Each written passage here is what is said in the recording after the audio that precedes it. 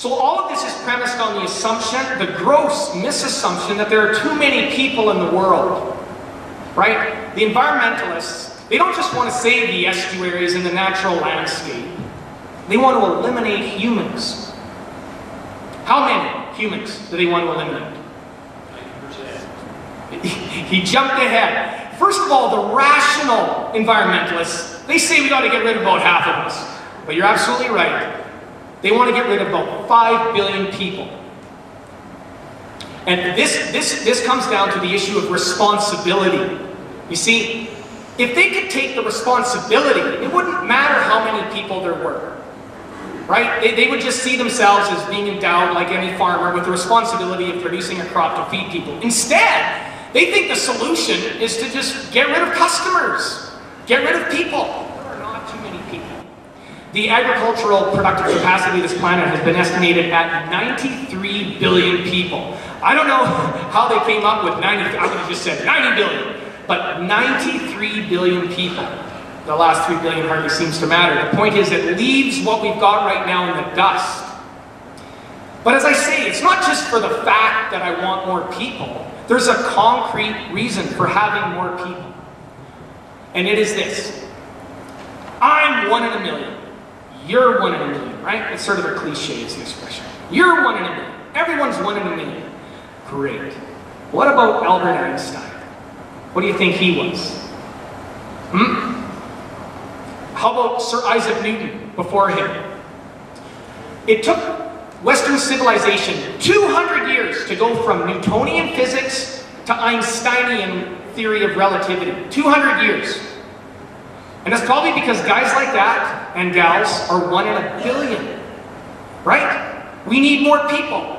Where's the next Steve Jobs now that he just left us? Where is he?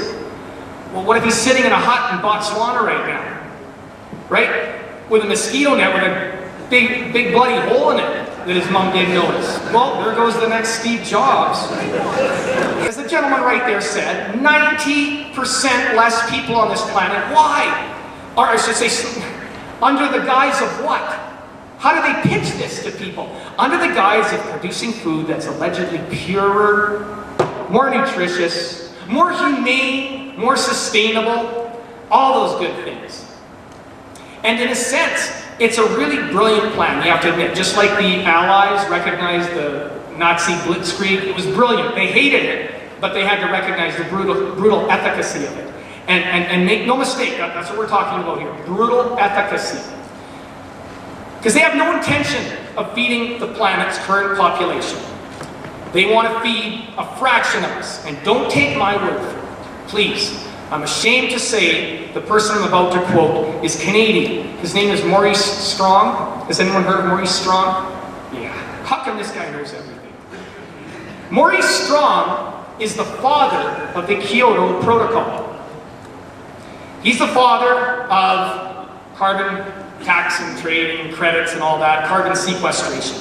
He started it all back in the early 1990s. And in his autobiography, right after he muses about the idea of forcing families to get a license before they can have babies, he says, and I quote, "The reduction of the human population may well continue to the point that those who survive may not number more than 1.61 billion people who inhabited the earth at the beginning of the 20th century, which coincidentally is just before Fritz Haber discovered the ammonia synthesis process." He doesn't say that, Maurice Strong, but that's the time frame he's talking about. Yeah, let's go back to that. A consequence, yes, Maurice admits, yes, of death and destruction, but in the end, a glimmer of hope. Hope for the future of our species and its potential for regeneration.